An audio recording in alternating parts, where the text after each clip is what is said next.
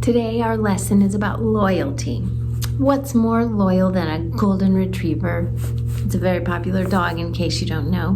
Did you know that golden retrievers came from Scotland? In Scotland they speak English with a different sort of accent, but they also speak Gaelic, so I thought I'd teach you how to say good morning in Gaelic. Matin va. Matin va. It's spelled all kinds of wonky, but I'm pretty sure that's how you say it. Matin va.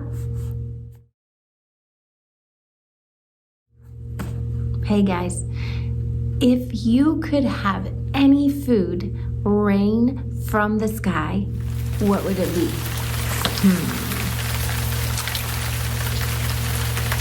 I don't know what I'd have rain from the sky.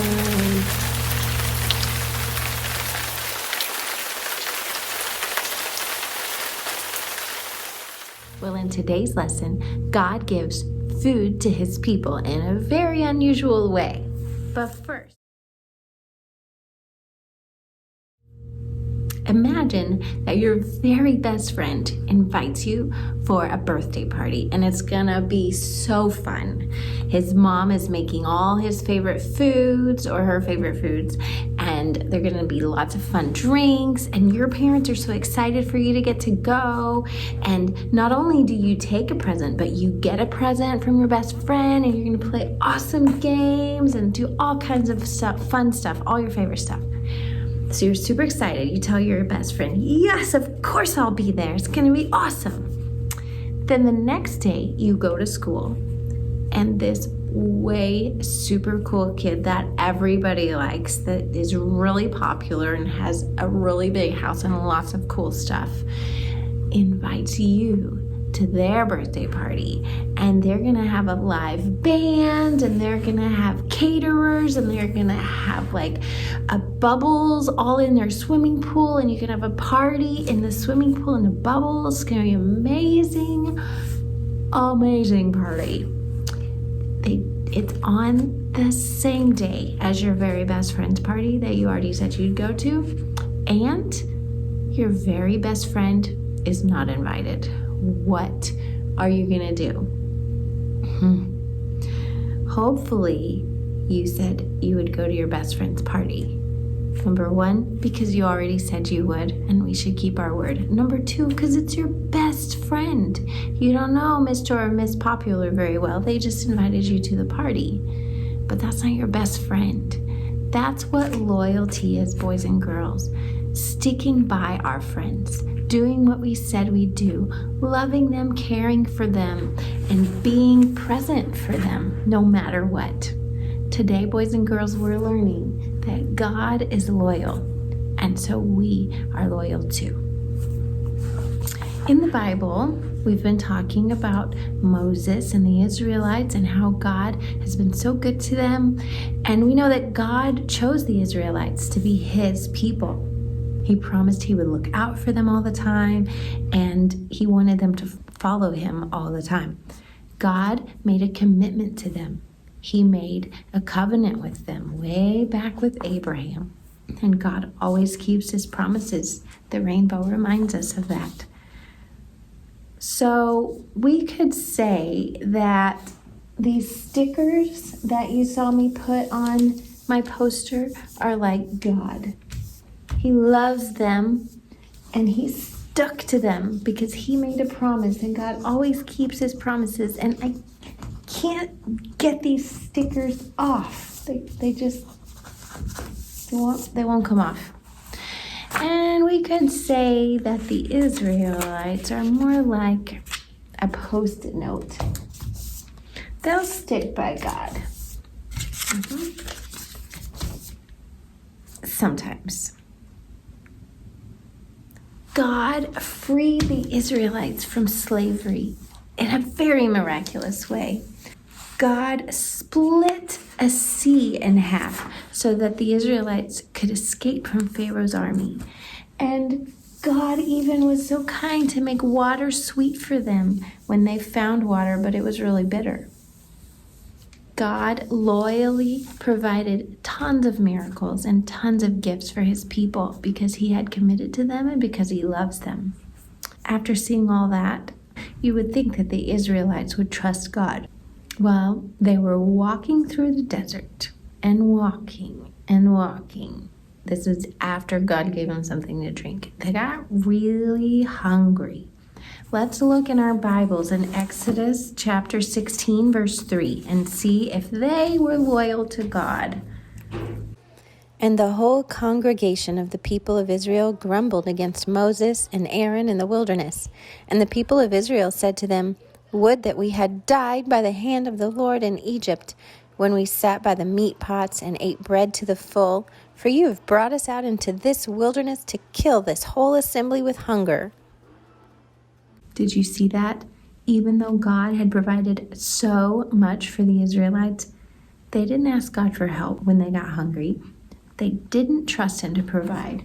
Instead, they focused on themselves.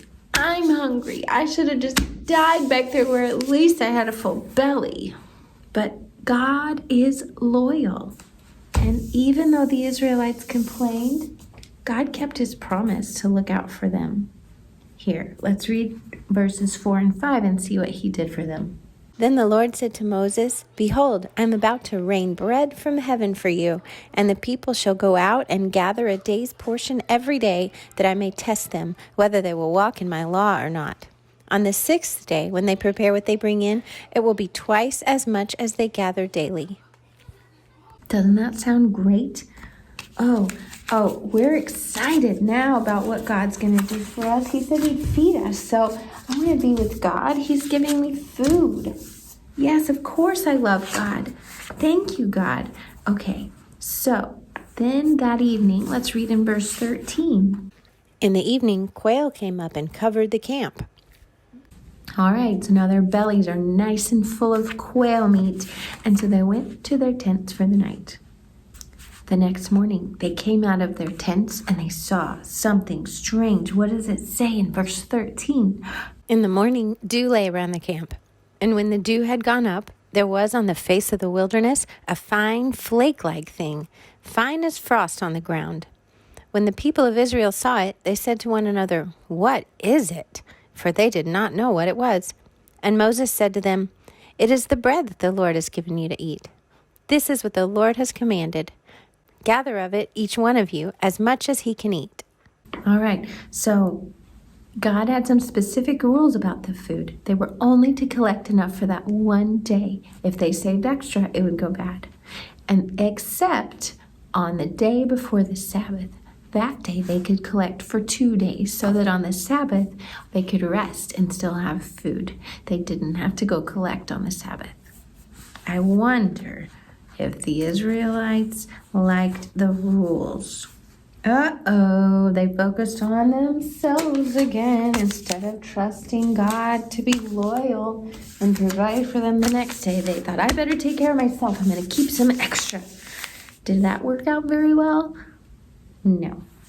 So after that, they decided they'd better stick to God and His rules, because that's what worked before.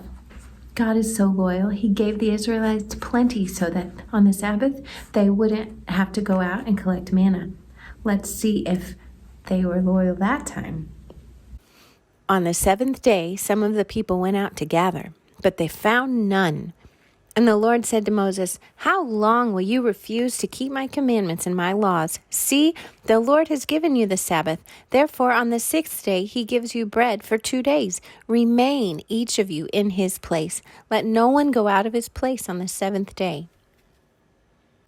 Oh my goodness, again. They wanted to have more food, so they went out on the Sabbath when they weren't supposed to collect more food for themselves, but there wasn't any that day. They wanted to rest and worship Him, but instead they were focused on themselves. So what would you say now about the stickiness of these sticky notes after being on and off and on and off? Whoops, they don't really want to stick so well anymore. But has God's loyalty changed?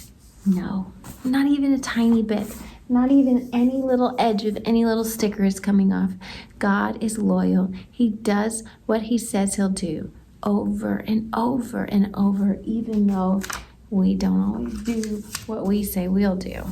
Can you think of a time that someone you know has been disloyal to you?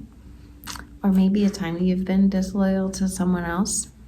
You really needed to be their friend and stick by them when they were having a hard time. Maybe they really needed to be your friend, but all of a sudden they weren't acting like your friend and you couldn't understand why. How did that feel? Not too great, huh? God really doesn't like it when we're not faithful to him, when we're not loyal to him. Partly because it makes him sad. All that he's done to rescue us so that we can be with him. And we choose ourselves over him time and again. We forget how good he is, how loyal he is, how he's always with us. And we choose to go our own way. That makes him sad. But also, he knows what's best for us. He knows that he is best for us. He made us. He knows what we need all the time. And if he doesn't give us something, it's because we don't need it. If he does give us something, it's because we need it. We should trust him. He knows what's best for us. And so when we do our own thing, we're doing something that is not our best. I have another little experiment that can show you about being loyal and connected with someone or something. Let's try this.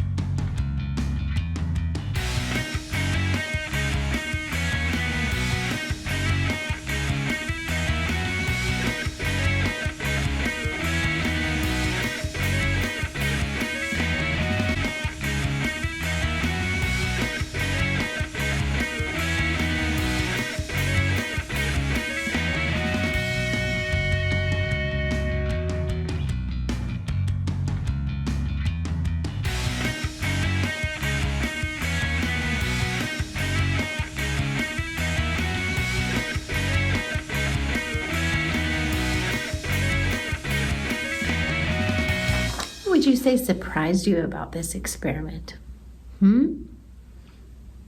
Maybe you didn't think the remote signals would travel through some objects, but they did. Or maybe you were surprised at some of the things that blocked the remote so easily. You know, loyal friends are kind of in sync, like those remote control devices. They stick together, even if something's in the way. Sometimes people stay friends their whole lives long. I remember my grandma was 70-something years old, and she still sent birthday cards to her first grade best friends. Isn't that amazing? Sometimes a friend might act unkindly towards you, and you really want to just go yell at them. Here's the loyal thing to do. Be kind. But sometimes, kind of like with our remote experiment, things get between us and a friend. Can you think of some things that might get between you and a friend? Maybe there's a difference of opinion. Maybe there's something you don't agree on and it starts a fight and you're just going to quit being friends anymore. Maybe a new friend moved into town and now there's 3 of you and it's kind of awkward because you feel left out sometimes. Maybe your friend moved away and you just don't see him anymore. Well, here's the thing. Things can get in the way of human friendship sometimes, but nothing gets in the way of our friendship with God. Jesus came and he's like that sticky that sticks us to God, and nothing can pull us apart. Nothing can separate us from God. He loves us and he sticks with us no matter what.